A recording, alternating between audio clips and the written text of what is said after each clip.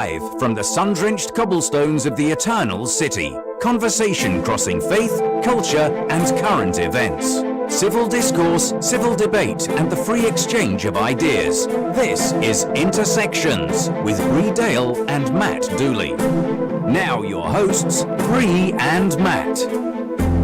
Good morning from Rome. This is an all-new Intersections crossing faith, culture, and current events with Bree Dail and Matt Dooley. For those of you who are joining for the first time, I am an accredited journalist, including accreditation to the Holy See, as the Rome correspondent for the Epoch Times. And you may also find me on National Catholic Register and Catholic World Report and just a whole bunch of other outlets. And I'm really proud to be back today in another live recording here from Rome. And I'm joined by my ever intrepid co-host, Colonel Matt Dooley. Good morning, Matt. Good morning, Bree. Sorry for the echo for those of you who are hearing. I am still working on a new setup in my house as I continue to make my home here in Rome. But for those of you who are joining for the first time, our show is usually broken down into three themes: news impacting faith, and that connecting to news impacting culture, and finally news focused on current events and politics. Today is going to be really heavily focused on current events and politics, as we've got a lot of things happening in the world, including what's going on in Canada, and kind of updates that have been coming out over the last 12 hours as police have gone into the Freedom Convoy and have confiscated gasoline and propane and all of that in an attempt to break up this ongoing convoy, trucker convoy. But before we begin, I wanted to give some news out of Rome. Again, not a lot happening over the course of the last few weeks. And there goes my video. Welcome to an ongoing live show. But out of the Vatican, Matt, we had a report about 48 hours ago, although it had been promoted for most of the last month, that Pope Francis was going to do a live interview in Italian with a live studio audience in this talk show. And last night, it ended up being that it wasn't quite live. It was with a studio audience, but recorded earlier that day. So, of course, that comes into question to whether or not they were trying to control any slip-ups or narratives in the show. But, Matt, nothing really new out of the conversation that Pope Francis had. One thing that was interesting is that, or there were two things that came away that people kind of picked up on. First was his closeout when he asked for prayers, and then he said, for those who don't believe in praying or don't believe in God, please send me your best wishes and goodwill and the like, So that was one thing because, he is the head of the Catholic Church. And so it was kind of off, for people to hear that from the Pope. It didn't seem to be received very well. But another thing that actually was very interesting was Pope Francis spoke about immigration and migrants coming into different countries such as Spain and Italy. And he said he was very much in support of migrants coming in because of the demographic winter that is being seen in the West. So he believes that with migrants coming in and having children, that will make up for the demographic winter in Europe. I find this really interesting. I'd love to get your perspective on this, Matt. Number one, because Catholic media, especially the quote-unquote conservative Catholic media, have almost been completely silent on reporting Pope Francis's ongoing outspoken nature when it comes to the demographic winter that he laments in Europe, but is accepting immigrants from mostly Islamic countries the answer to this demographic winter, or could it possibly be promoting children like we're seeing in Hong Kong, Matt?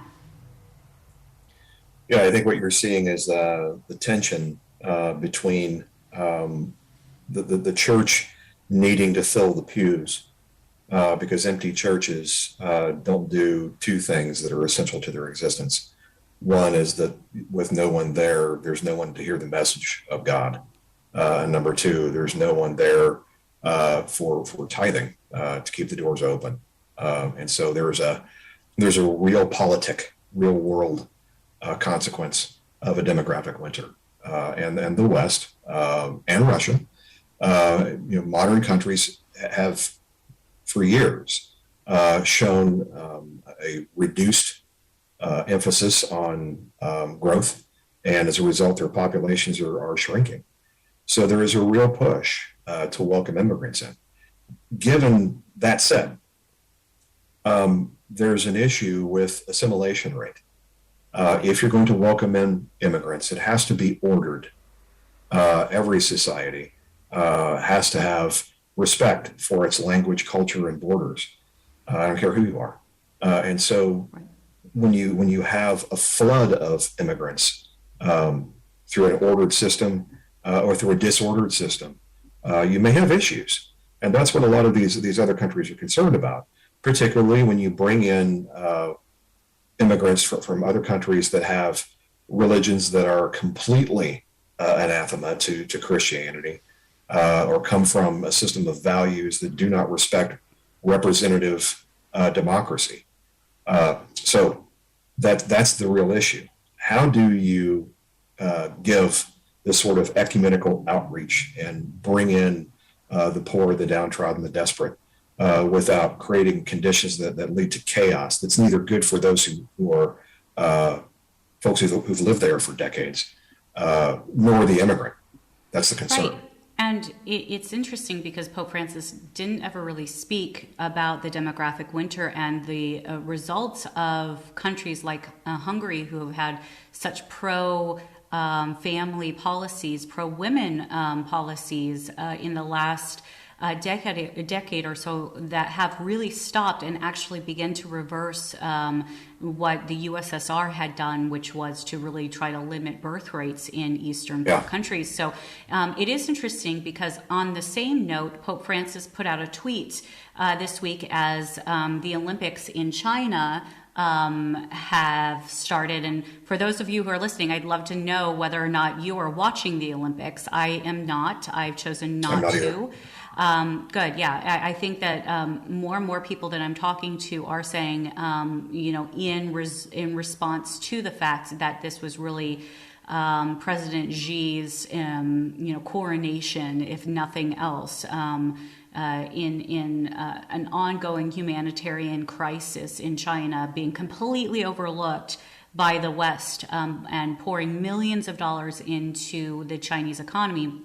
Needless to say, Pope Francis came out in congratulatory nature in this tweet for the beginning and the opening of the Olympics. What's really interesting is that he has not spoken on the demographic winter that is currently hitting China. And for people who haven't really been paying attention to what's been going on in China, we hear a lot about China being a major adversary, and they really are, to the West and to the United States. Internally, China is really struggling right now because of their one-child policy that they enacted during most of the communist rule in China. So you were not allowed to have more than one child, and if you lived in the country, you potentially could have two.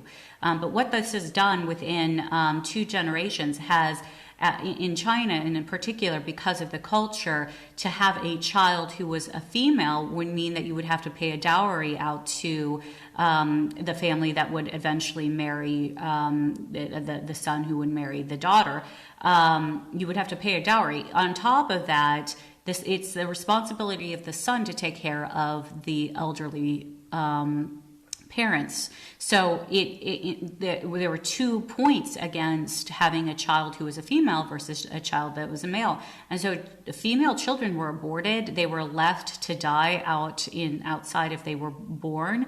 And because of that, within 2 generations, they are now suffering in China a massive, massive crisis within the Gen X plus generations. They have a lot of men, but they don't have a lot of women. And that means families are not really being able to replace the working population in China. So we are seeing a crisis, and that crisis is spilling over to even being able to take care of farming land in order to feed their population. So we are starting to see this like quick downgrade in China, but it's kept very much at a minimum. I'd like to get your thoughts. Why do you think Pope Francis has spoken in support of the CCP-led Olympics? I mean, what does that have to do with anything in the way of morality or the church or really the world? Why do you think he would tweet out something like that? And especially because of what we've known and the jailing of Apple Daily's CEO, who's Catholic, the threats that have been reported. Epoch Times have reported this week that there are threats being made openly now against the life of Cardinal Zhen. I've actually spoken with Cardinal Zhen as well, and there are serious concerns. Those concerns are real. So what are your thoughts? Is this just an ongoing appeasement? Yeah, I do. I think it comes from a belief, however well intended. It's very similar to the Kissinger doctrine, which is the belief that if we keep the door open with China, with dialogue, with economic exchange, with cultural exchange, that eventually the virulent Mao communism will soften, that their society will see that the West is no threat, that our Western philosophy is no threat, that religion is no threat, that capitalism is no threat, the intertwining of our cultures, intertwining of our economic systems will then reduce the need for antagonism between the systems. The belief that eventually just the exposure to the goodness and the logic that is us, all of us, will eventually soften what you saw with Mao and his great leap forward. The starvation, the brutality of such a regime will not have to do that anymore or see itself as something that can transition away from. Right. So as we what's actually ended up happening, though, is quite the opposite. We're throwing them a lifeline of legitimacy. That's exactly. Nixon going to China, or the Clintons expanding economic ties, or in this case, Pope Francis seeking to overlook what the genocide that just happens to be going on, the slave labor that just happens to be going on, right. To say, oh, look at the Olympics, it's great. I have to caution everyone as a reminder, and God, I hate to do this, is reducto ad Hitlerum, but Hitler and the Nazis had an Olympics too. Exactly. It doesn't legitimize a regime. No, and that's that. It's interesting that you bring up Hitler's, when he hosted the Olympics.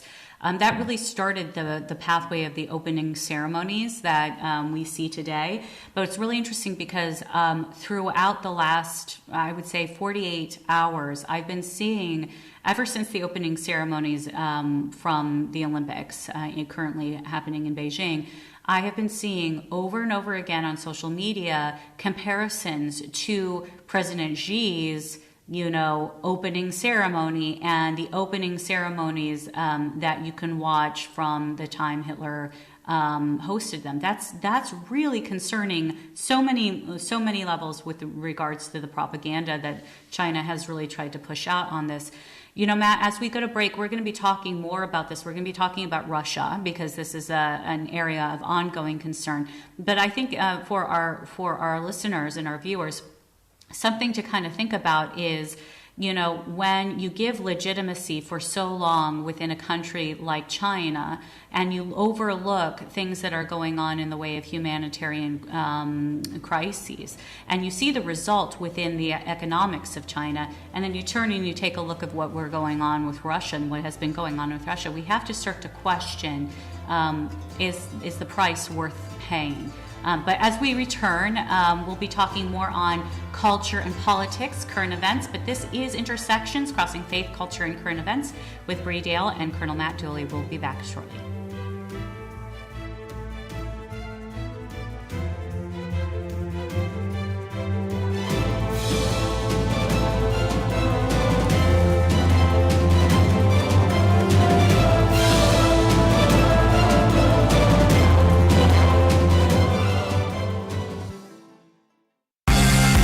Atheists often argue they don't need to give reasons for their position because they simply lack a belief in God, the assumption being theists alone have the burden of proof. But is this rational?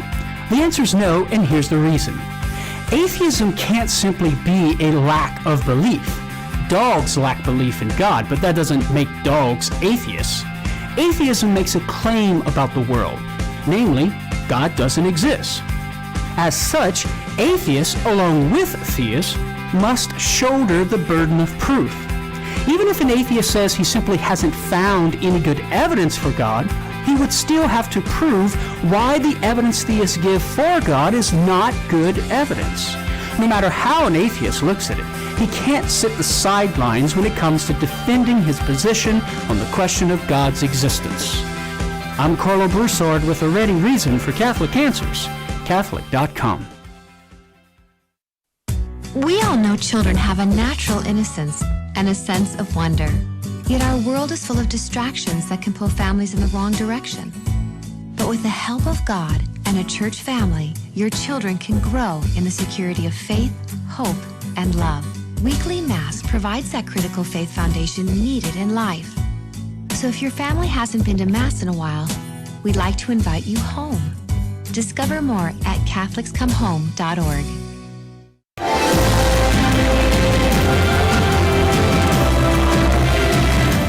And welcome back to an all-new Intersections Crossing Faith, Culture, and Current Events with Bree Dail and Colonel Matt Julie. So in our first half, we were talking a little bit about some news out of the Vatican, including an interview with Pope Francis and also a tweet Pope Francis put out in support of the Chinese Beijing President Xi-led Olympics right now. Some stories that we're going to kind of switch over to now are culture and politics, because these are really heavily, I would say very intense in the last 2 weeks, specifically on free speech, specifically on politics and the intricacies of engagement in diplomacy and policy. Before we go into some of the free speech back and forth that we've been seeing, Matt, I wanted to mention, we've been seeing out of the Olympics, if you've been watching, I have not been, I've been just reading news out of the Olympics, but there is an American-born Chinese figure skater who made a huge news for the Chinese because here she was choosing the CCP over the U.S. where she was born and representing the CCP. And it looks like she has finished last in figure skating. Sadly, she fell twice.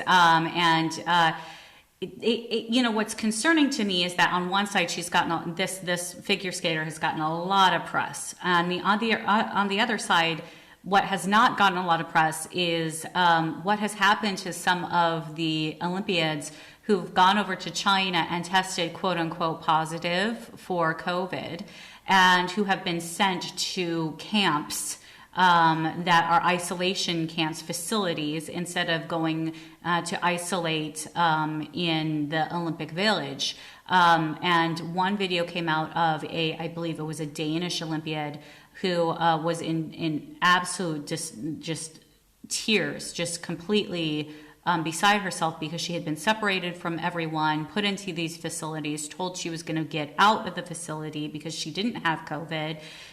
They drove her to another facility and kept her there, and that's when she was able to put out a video.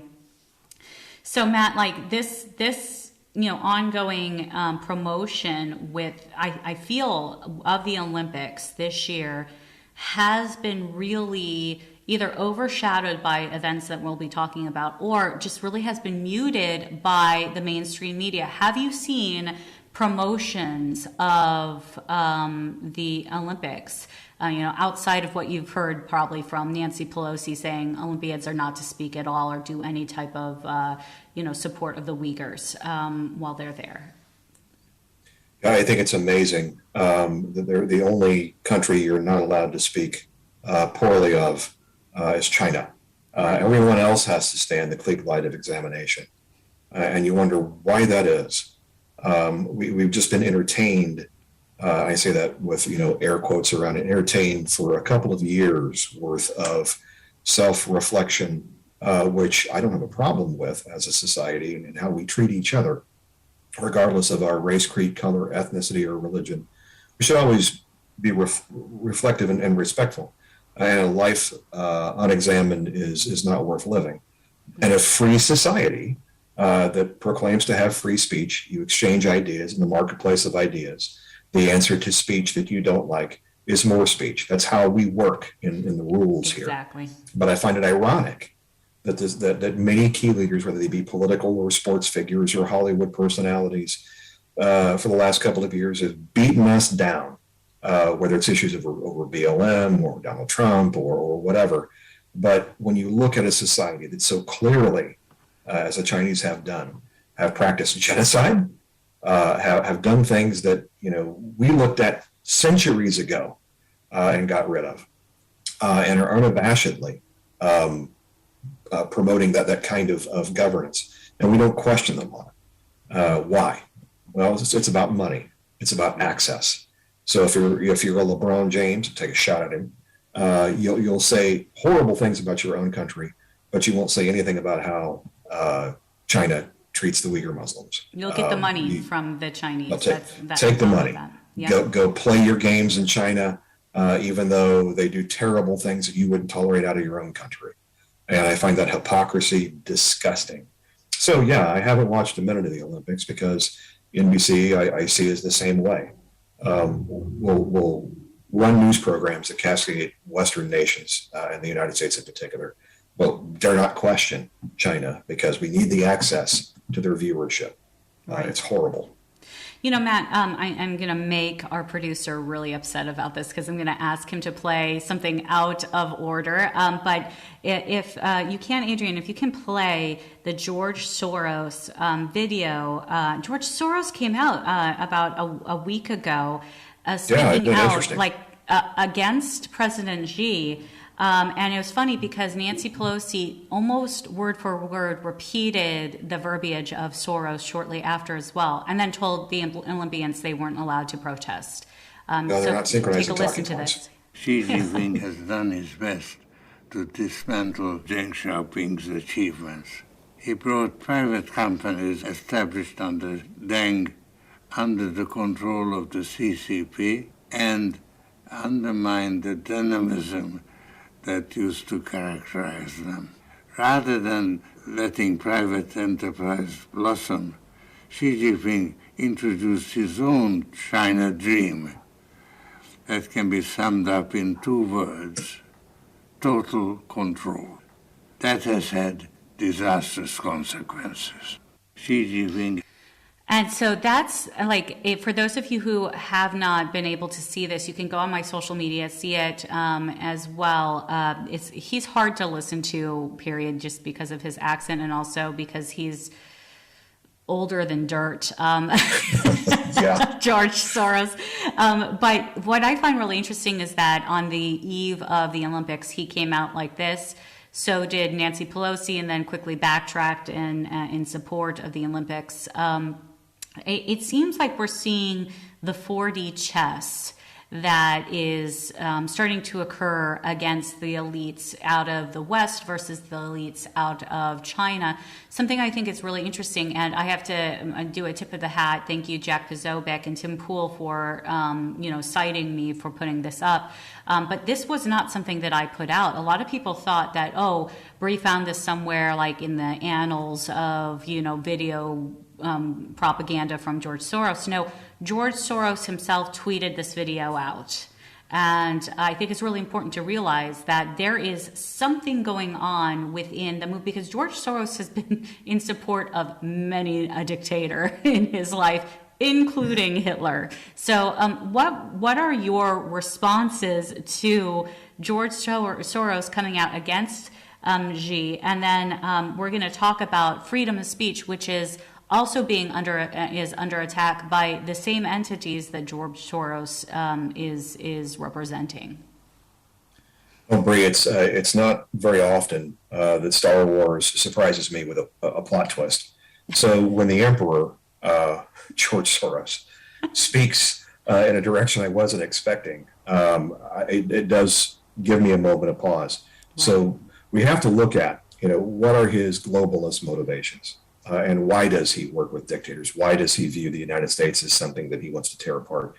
And then why would then he say something to go after the current leader of China?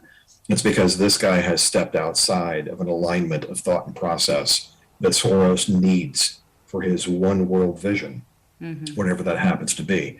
I don't know if he'll continue to be around to see the ultimate fruits of his evil.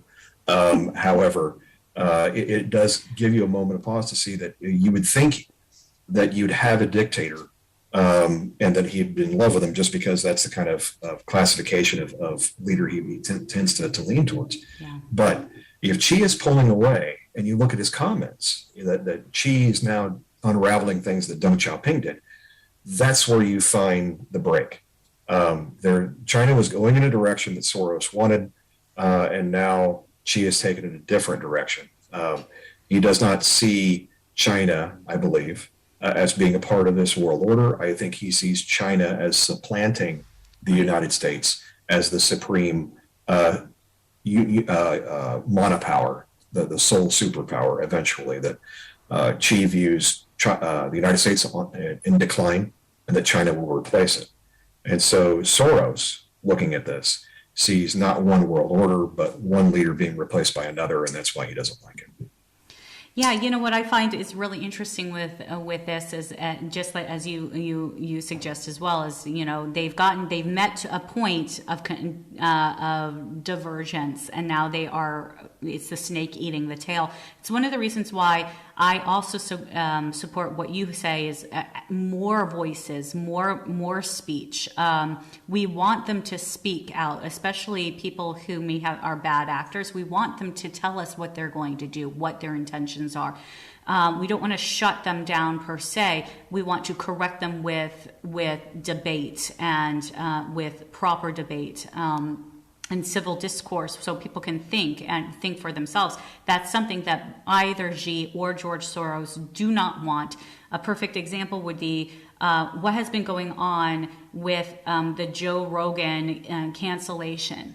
Before we get to that though, Matt, I really want to focus on a story that hit the news on CNN. It's like the ongoing scandals at CNN, your trusted news source, right? CNN had a big story where the president of CNN has had to resign due to having had an illicit relationship.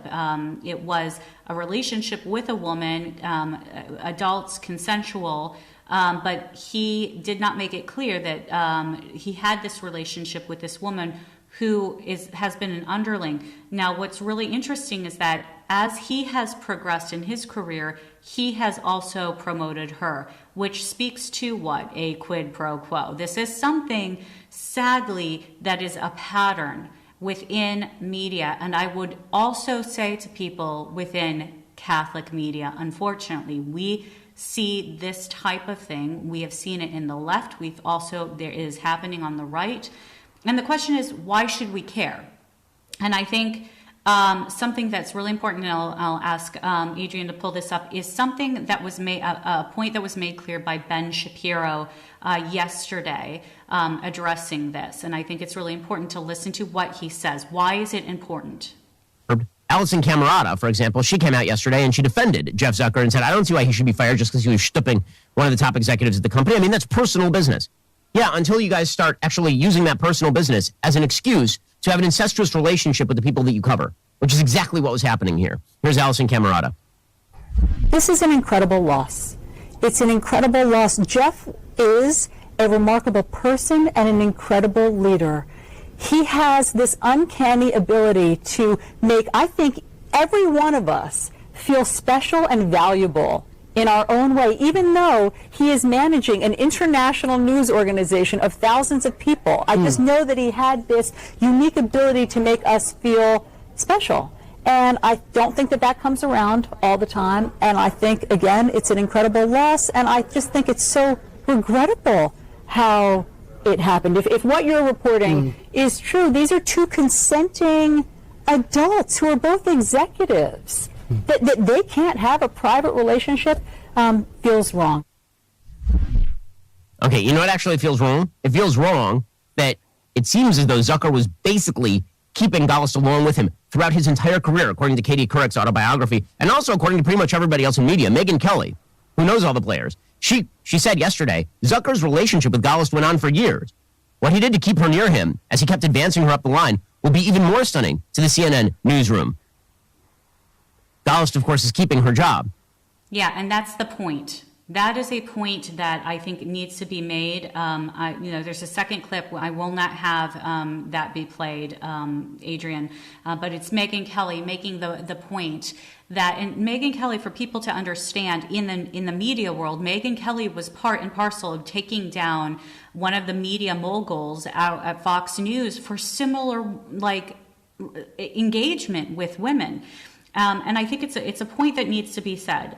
What's good for the goose must be good for the gander at this point. If you are a feminist, then you have to desire to want to be promoted due to your merits and your work and be judged by that, and not due to utilizing your sexual wiles in order to get ahead. Vice versa, Jeff Zucker obviously took advantage of a very, very young woman and promoted her up through the career, whether it was consensual or not. There were other people who potentially had more qualifications, more merit, whether male or female, to get the roles that she ended up getting simply because she was sleeping with the boss.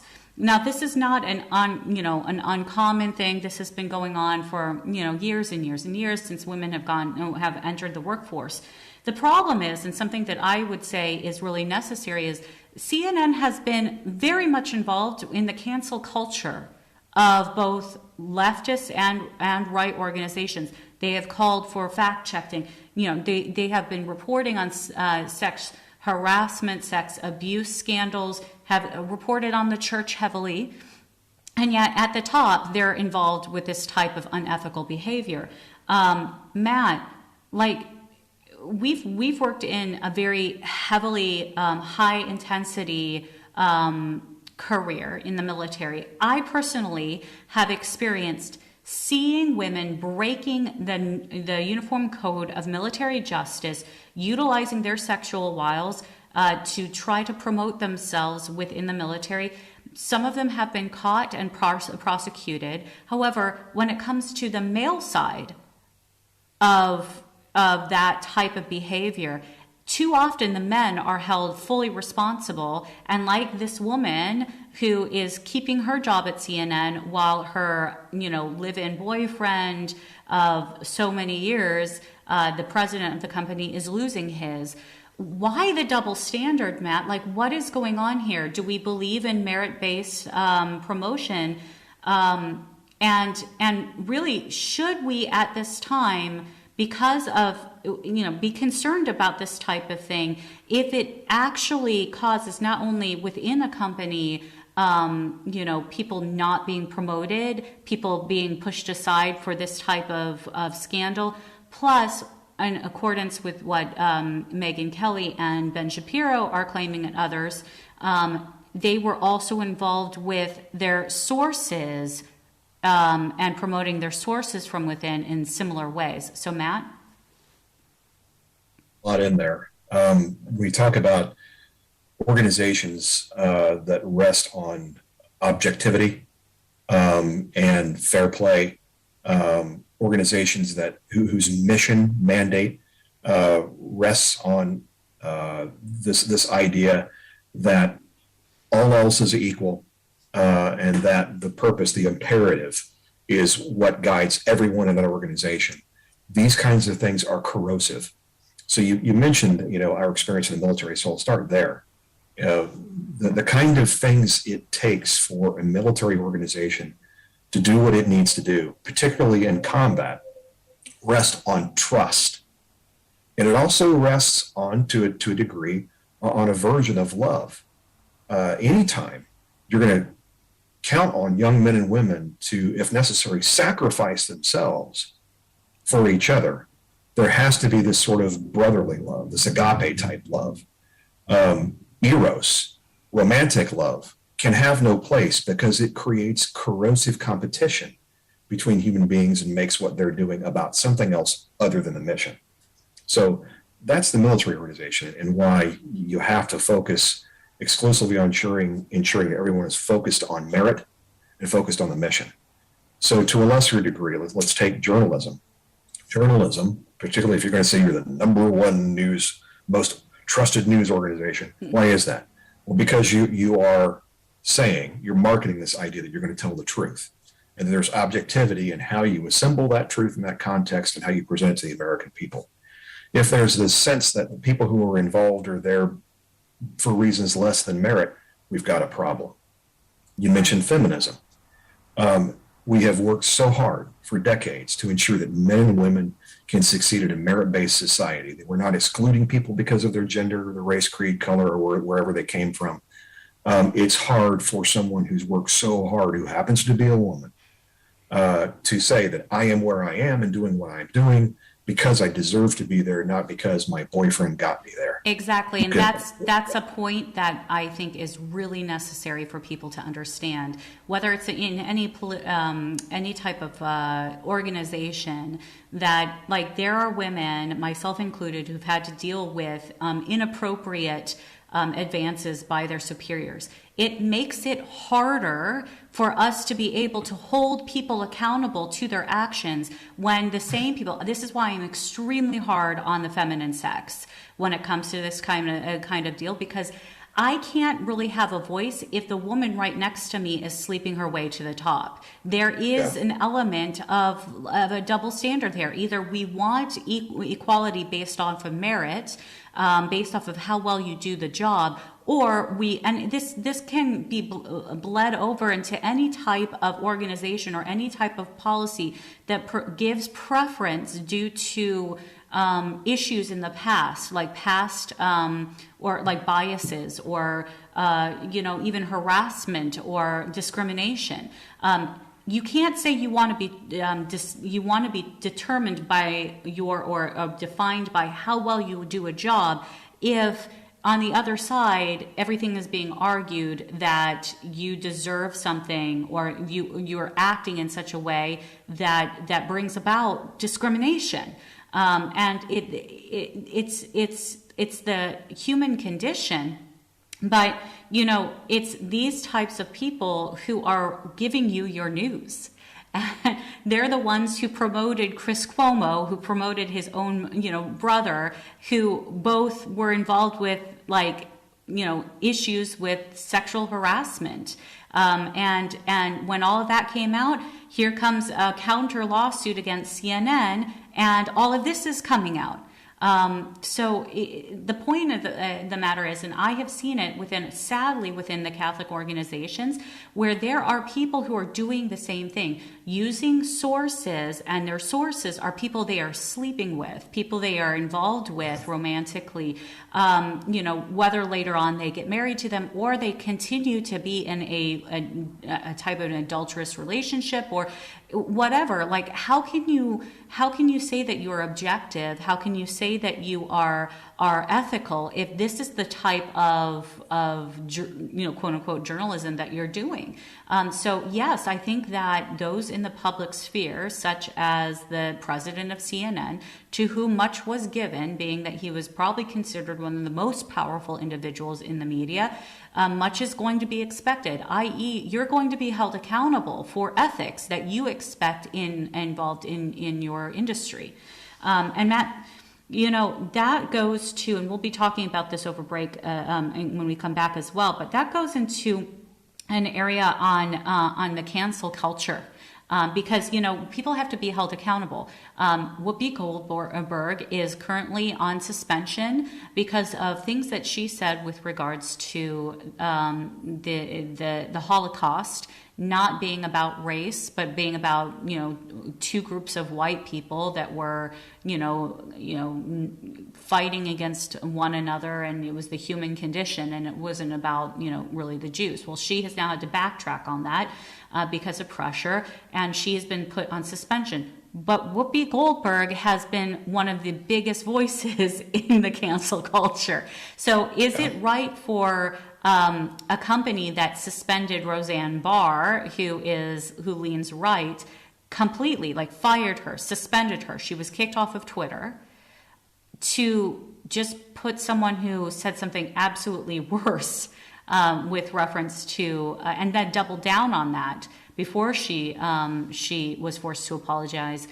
Is it a double standard? Are rules for thee but not for me? Matt, as we go to break. Yeah, it certainly looks that way, but it also does look a bit like the left eating their own. So this is what happens when you use fire on everything. You're going to get burned, and so it may take a little longer, but ultimately you're starting to see some real capital players who've been running the guillotine for a while, starting to get shoved into the chopping block themselves. There is a bit of Schadenfreude here in seeing, Robespierre and his followers, in this case, folks like Whoopi Goldberg, being fed into the same machine they created. In the end, the answer to speech you don't like is more speech. Cancel culture basically ends up ensuring we're all blinded to each other's perspectives.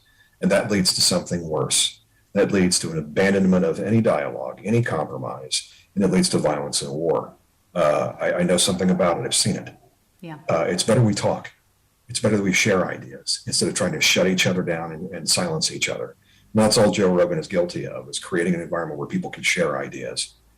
We should all be so courteous to create an option for everybody to talk. And that's, as we go to break, it's something for people to consider.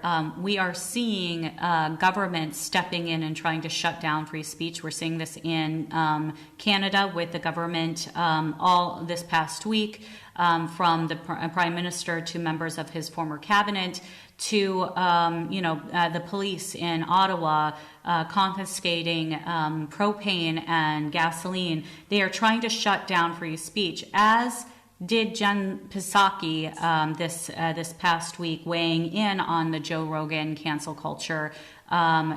She is calling from the White House for more action to shut down his podcast. That's concerning for free speech. We're going to be talking about more of this as we head into our final section. And when we get back, we'll be talking about Russia, some updates in Afghanistan, and finally, hopefully, we'll have a little bit of a funny video at the end, a report. But stay with us. And when we return, this is Intersections Crossing Faith, Culture, and Current Events with Bree Dail and Matt Dooley.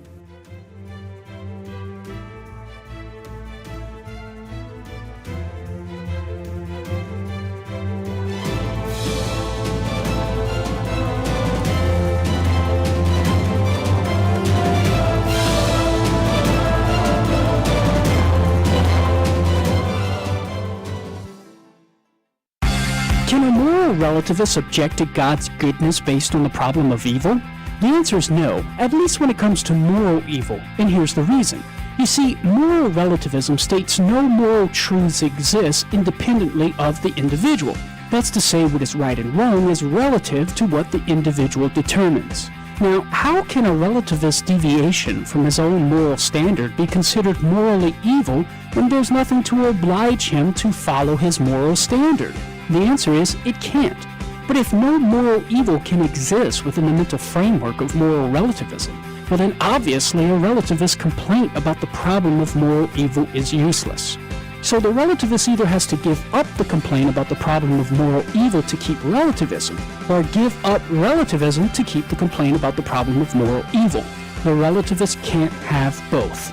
I'm Carlo Broussard with a ready reason for Catholic Answers, Catholic.com.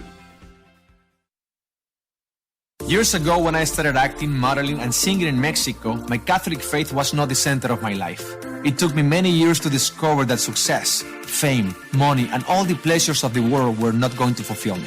I got to a point in my life where I thought I had everything, but I realized something was missing. Thankfully, I began a faith journey that brought me back to God and home to the Catholic Church. You can too. Discover more at CatholicsComeHome.com.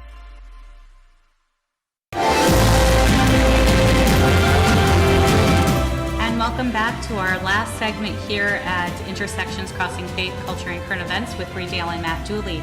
So Matt, I want, if you can, to kind of sum up what we've seen in the last 2 weeks with regards to the Russia. We had heard last, we spoke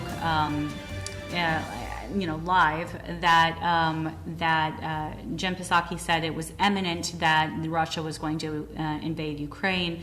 Thanks be to God, we've not seen any of that. Matt, can you give our listeners a little bit of an update of what you've seen and an assessment on ongoing actions over there? Well, we're not out of the woods yet. We are still within winter. And so we talk about the likely tactical window to launch a ground invasion in that region of Europe, on the plains of Eastern Europe and Ukraine. It makes a lot more sense when you're moving, 35, 50-ton armored vehicles to do it when the ground is frozen. So you're probably looking at, well into February before it starts to turn to warmer temperatures, maybe, and then mud. Not that mud will completely stop a mechanized army, but it's more likely for it to occur in the next 2 or 3 weeks than it is the longer you get into spring. So there's that. Looking at what Putin has along the border, you now have significant forces in Belarus. You have significant forces along the eastern front between Ukraine and Russia, the Donbass region, and then you have significant forces down in Crimea in the south. So Ukraine is surrounded on 3 sides. The troops that are pushed into Belarus were there under quote unquote exercises. However, they're now hundreds of miles away to the south of those exercise areas and are closer to the Ukrainian border than one would expect if they were just there for exercise reasons.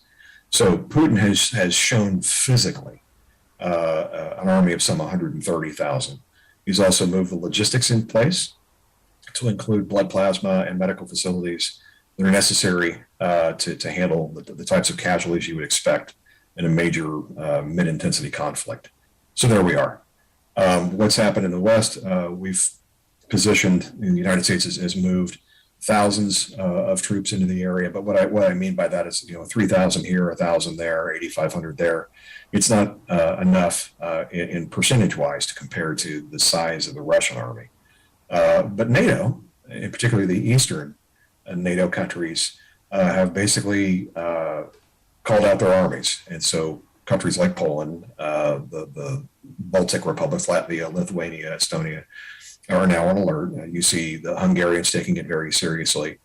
And so where 10 years ago we might have looked at NATO as beginning to look for other purposes and other reasons for their existence, that they were unraveling as an organization in search of a mission, now they've had that mission renewed.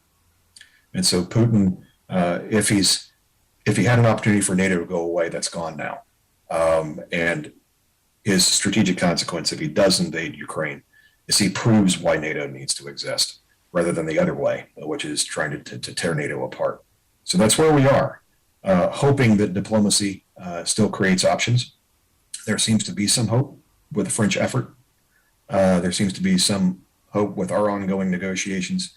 We've offered him some missile treaty opportunities, but for good reason, a lot of the details behind that ongoing diplomatic dialogue remain behind closed doors.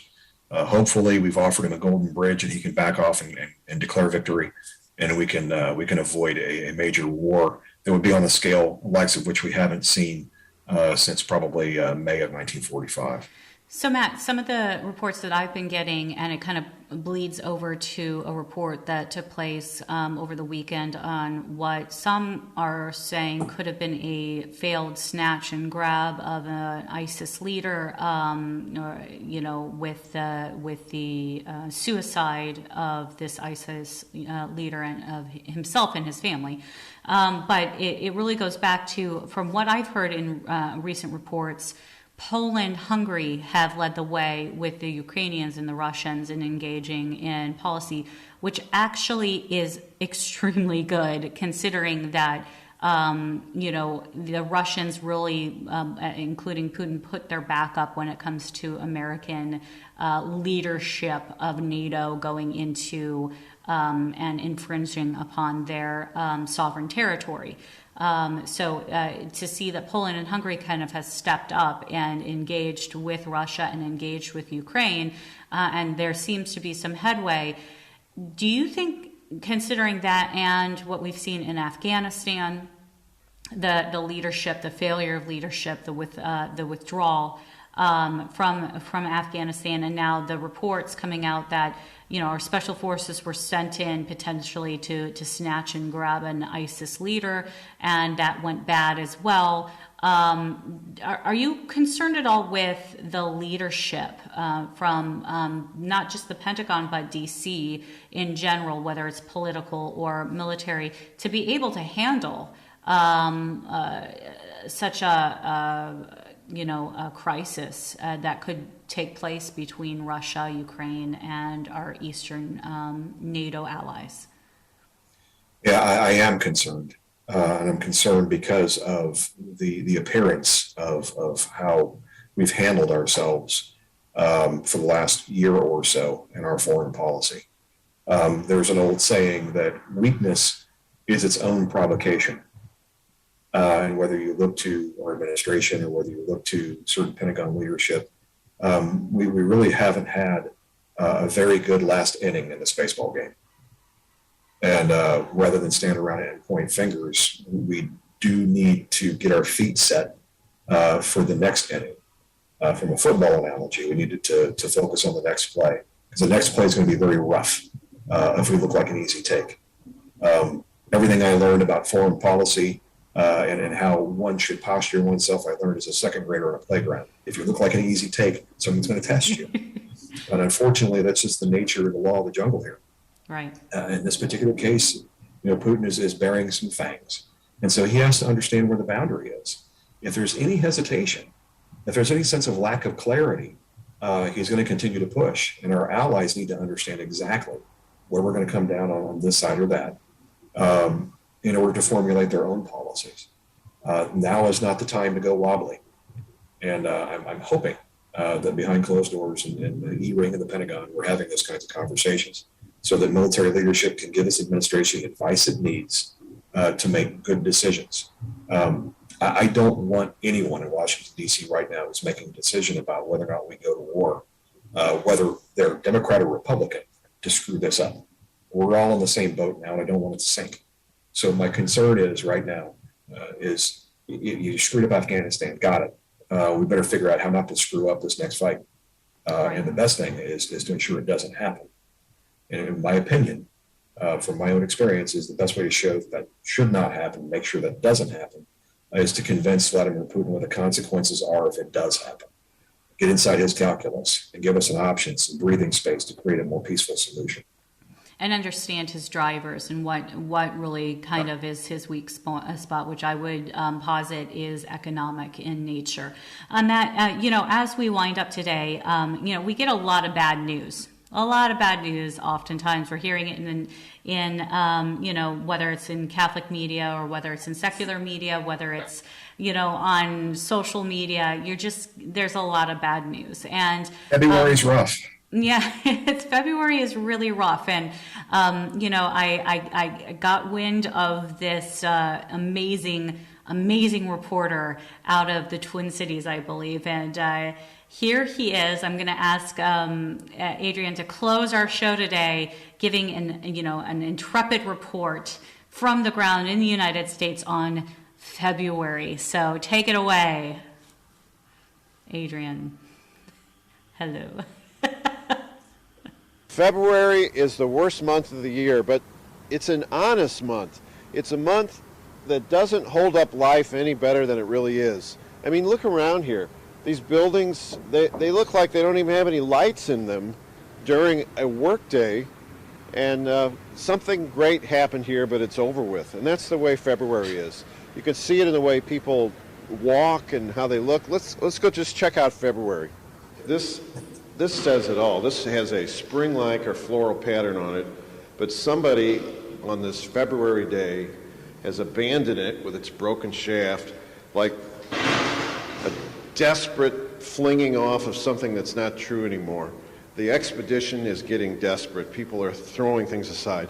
Look around downtown on a February workday. This looks like a place where people who are being punished are sent. If you notice the way people cross the street in February, it's different than in the summer. Nobody is tap dancing or breaking into a Rodgers and Hammerstein song. It's their lunch hour and they're just barely able to get across the street and hunker over a bowl of chili. Carbohydrates are big this time of year. Also, lotions, because everybody is itchy and tired and irritable. Even the land is tired in February. Most of the birds who can afford it have gone to Florida. And the trees that once cheered us, they're hard to look at this month. It's as if there is some awful truth out there in the trees. It's hiding in the branches. Look at them.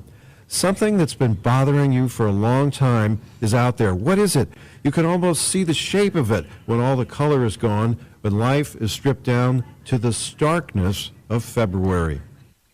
To try to hide the bleakness of February, man invented Valentine's Day and also Mardi Gras.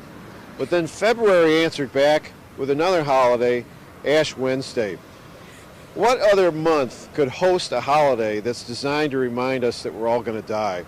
That's February for you. It is bleak, it is honest, and it just tells you the way it really is. My father used to have a saying that if you can live through February, you'll live another year. With a whole other story, I'm Kevin Killeen. Give this man a Pulitzer. That's fantastic. That is, I feel like if those of you have learned something today about the Midwest and what happens in February, all you have to do is look at the trees and the branches. Just look at them. Absolutely.